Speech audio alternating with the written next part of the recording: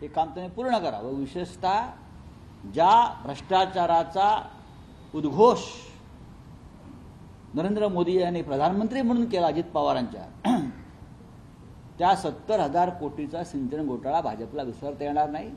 त्यांनी श्वेतपत्रिकेत तो टाकावाच लागेल, कारण तसं म्हटलं तर तो यूपीएच्या काळातलाच घोटाळा होता। राज्यसभा निवडणुकीच्या दृष्टीने काय स्ट्रॅटेजी असेल तुमची, आणि आता महाराष्ट्रात जे चाललेले आहे असं म्हणतात की चौथा उमेदवार सुद्धा भाजप उभा करू शकतं? सध्या देवेंद्र फडणवीस हे विदर्भात चाय पे चर्चा करत फिरत आहेत, मी पाहिलं आत्ताच। चाय पे चर्चा करण्यापेक्षा त्यांनी महाराष्ट्रातल्या गुंडगिरीवर चाय पे चर्चा करावी, हा माझा पहिला मुद्दा आहे। मुख्यमंत्री आणि त्यांचे बाळराजे रोज त्याच्या पक्षात गुंडांना प्रवेश देतात आणि रोज मी त्या संदर्भातला एक फोटो लोकांसमोर आणतोय, आजही टाकला, आपण पाहिलं असेल, आजही टाकलाय। हत्या, दरोडेखोरी, लुटमार, अपहरण यातला एक ठाण्या पुण्यातला आरोपी महत्त्वाचा जामिनावर सुटलेला, त्याला मुख्यमंत्र्यांनी प्रवेश दिला पक्षात त्यांचे, असे रोज मी देतोय। आतापर्यंत 350 अशा प्रकारच्या गुंडांना प्रवेश दिलाय आणि तेवढेच गुंड वेटिंगला आहेत पदांसाठी। महाराष्ट्रात जे गुंडांचं राज्य चालू आहे, हे गुंडांचं राज्य राज्यसभेवर कोणाला पाठवणार आहे, हा आमचा पुढे प्रश्न आहे। एखाद्या गुंडाला पाठवणार आहेत का? फडणवीसांनी त्याच्यावर भाष्य केलं पाहिजे। ठीक आहे, निवडणूक आहे राज्यसभेची, भारतीय जनता पक्षाकडनं कोणाला पाठवायचा त्यांचा प्रश्न, पण शिंदे गँग त्यांचा माणूस पाठवू शकत नाही, कारण त्यांच्यावर त्यांच्या दिल्लीच्या हायकमांडने मिलिंद देवरा लादलेले आहे। तो का त्यांचा माणूस नाही आहे। म्हणजे त्यांच्याकडे जे वेटिंगला होते सगळे रांगेत, त्यांच्या चेहऱ्यावर सध्या निराशाच आहे। काँग्रेस एक जागा पाठवू शकते। आमच्याकडे काँग्रेस, राष्ट्रवादी काँग्रेस, शिवसेना, राष्ट्रवादी काँग्रेस आणि इतर लहान पक्ष मिळून आमच्याकडे 32 मतं आहेत आणि हा आकडा लहान नाही आहे। आम्हाला 7 मतांची किंवा 8 मतांची गरज आहे 6व्या जागेसाठी। आमची अशी भूमिका आहे की महाराष्ट्रातून अशा एखाद्या सामाजिक क्षेत्रातल्या व्यक्तीला पाठवावं बिनविरोधपणे त्या जागेसाठी। पण भाजपला वाटत असेल किंवा शिंदे गँगला किंवा अजित पवारांच्या गँगला वाटत असेल की आम्ही तोडफोड करून सुद्धा काही गोष्टी शेवटच्या जागेचा निर्णय घेऊ, ते शक्य नाही। आमच्याकडे प्रस्ताव आलेला आहे, छत्रपती शाहू महाराज ह्यांना आपण पाठवा, कोल्हापूरचे छत्रपती शाहू महाराज। कारण या महाराष्ट्रात आम्ही नेहमी शाहू फुले आंबेडकरांचा वारसा सांगतो, तेव्हा शाहू महाराजांचा विचार व्हावा 6व्या जागेसाठी, असा एक प्रस्ताव काही प्रमुख लोकांनी आमच्याकडे पाठवला आहे। आणि जर शाहूच्या गादीविषयी, शिवाजी महाराजांच्या गादीविषयी, त्यांच्या वारसाविषयी, शाहू महाराजांच्या वारसांविषयी भारतीय जनता पक्ष आणि त्यांचे 2 साथीदार जे पक्ष आहेत त्यांना आदर असेल, प्रेम असेल खरोखर, तर सगळ्यांनी मिळून शाहूंचा विचार करावा, शाहू महाराजांचा विचार करावा, अशी आमची भूमिका। आमची 32 मतं आहेत।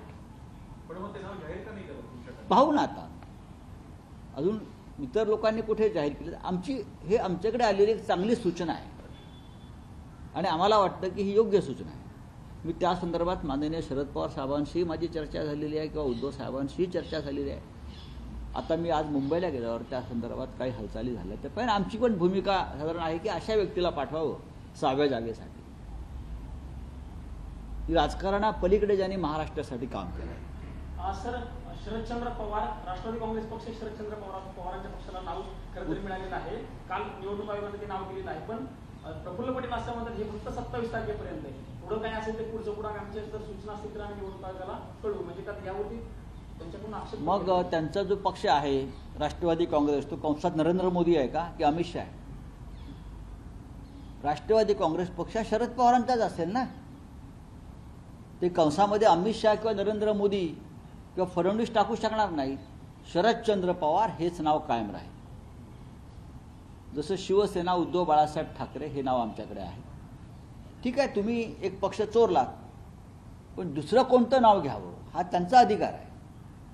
आणि त्यानुसार निवडणूक आयोगानं माझ्या माहितीप्रमाणे जी 3 नावं दिली होती त्यातलं एक होतं राष्ट्रवादी काँग्रेस पक्ष शरद पवार, राष्ट्रवादी काँग्रेस पक्ष शरदचंद्र पवार आणि राष्ट्रवादी काँग्रेस पक्ष शरदराव पवार. मला माहिती आहे, मी होतो त्यावेळेला तिथे. या 3 नावातलं एक नाव भारतीय निवडणूक आयोगानं दिल्यावर आता प्रफुल्ल पटेल किंवा अन्य कोणी म्हणजे याचा अर्थ असा आहे की तुमच्या खिशात आहे का निवडणूक आयोग? काय वरच्या खिशात आहे की खालच्या खिशात आहे? ही तुमची भाषा जी आहे ना ही मगरुरीची, ही फार काळ टिकणार नाही.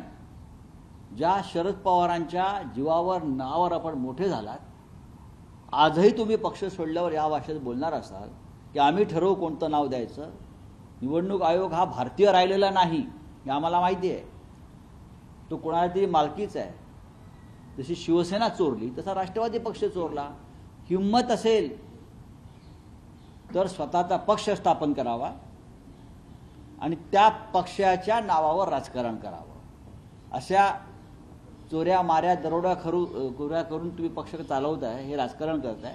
हे राजकारण टेम्पररी आहे, तात्पुरतं आहे. गुलाबराव पाटील असं म्हणाले की पक्षाची एवढी दुकानं झाली त्याला कार्यकर्ते सांभाळणं आम्हाला मुश्किल. कोण म्हणताय? गुलाबराव पाटील, मंत्री गुलाबराव पाटील. नाही, दुकानं त्यांची आहेत. आणि मॅट्रिक्सचा एक सर्व्हे आलाय सर, 48 पैकी 39 जागा अजित पवार, भाजप आणि एकनाथ शिंदे यांच्या गटाला मिळतील असं त्यामध्ये उलटफेर दिसतोय. असं कोण म्हणतंय? टाइम्स नाऊ आणि मॅट्रिक्सचा एक सर्व्हे आलेला नाही, मला माहिती. Opinion poll. आम्ही 32च्या वर जागा जिंकतोय महाविकास आघाडी. 31 जानेवारीला जे इंडिया आघाडीचं सगळं संपणार होतं सीट शेअरिंग, ते आता फेब्रुवारी आता नाही, महाराष्ट्राचं सीट शेअरिंग जवळजवळ संपलेलं आहे.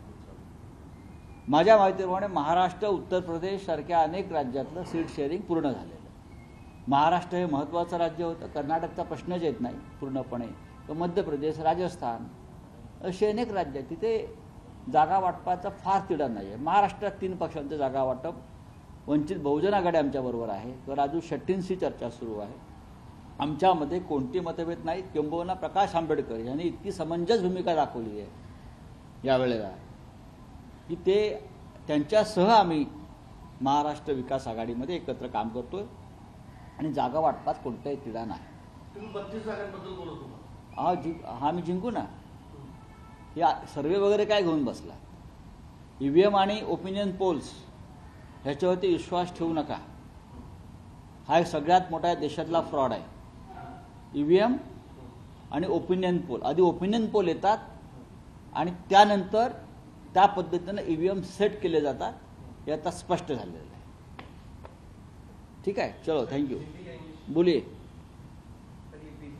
हाँ, आपको क्या चाहिए? अब मुझे पूछे ना आपको क्या चाहिए. मैं तो बहुत कुछ महाराष्ट्र के बारे में बात किया है. राज्यसभा में रिकॉर्ड करूं. राज्यसभा में कल पीएम का जो स्पीच हुआ सर, उस पर आप देखिए, राज्यसभा में जो स्पीच रहा वो किसी प्रधानमंत्री का स्पीच नहीं लगा, भाषण नहीं लगा. जो नेता 10 साल से इस देश के प्रधानमंत्री है, इस देश का नेतृत्व कर रहा है, उनकी भाषा में जो संयम चाहिए था, जो डेप्थ चाहिए थी, वो दिखे नहीं. 10 साल से आप सत्ता पे हो. आप 10 साल में एक आपका भाषण हमें दिखाइए जिसमें पंडित नेहरू और कांग्रेस के ऊपर आपने हमला नहीं किया. आपको लोगों ने आप जिता दिया है ना 2 बार, तो आप अपनी बात करिए ना. आप कांग्रेस की बात बार बार क्यों कर रहे हो और झूठे बयान क्यों दे रहे हो? जैसे मैंने कल देखा कि नेहरू जी के ऊपर, अरे पंडित नेहरू ने जो देश बनाया है, आप कोशिश करो कि ये देश नेहरू जैसा 5% भी बना सकते हो आप. वो उनके बीजेपी के नेता बड़ी बड़ी बातें कर रहे थे नेहरू जी के खिलाफ. एक नेता बोल रहा था मोदी जी के सामने, जब मोदी जी आए तो उनको ज्यादा जोर चढ़ गया कि डॉक्टर आंबेडकर जी को कांग्रेस ने कैसे चुनाव में हराया. मुझे हंसने को आ गया. मेरे साथ पवार साहब बैठे थे. उसने कहा कि भंडारा महाराष्ट्र में जो है, वहां जब आंबेडकर चुनाव लड़ने गए तो कांग्रेस ने उसको पराजित किया. ठीक है, लेकिन बात ऐसी है भाई, उस वक्त आंबेडकर साहब का पराभव करने की जिम्मेदारी जिसके ऊपर थी वो मनोहर भाई पटेल, वो कांग्रेस के नेता थे विदर्भ के. उनके सुपुत्र प्रफुल्ल भाई पटेल वो आप बीजेपी में. आपके साथ है। आप ये बात लोगों को बताइए, जिसने अंबेडकर जी का पराभव किया था, करने के लिए ताकत लगाई थी, उनके सुपुत्र आज हमने हमारे साथ लेकर बैठे हैं। तो ये बात मालूम है क्या मोदी जी को? इतिहास क्या है? इतिहास समझकर बोले, अपना इतिहास मत हमारे सामने रखिए। Thank you. लोकशाही मराठी ऐका, पहा, जागरूक रहा।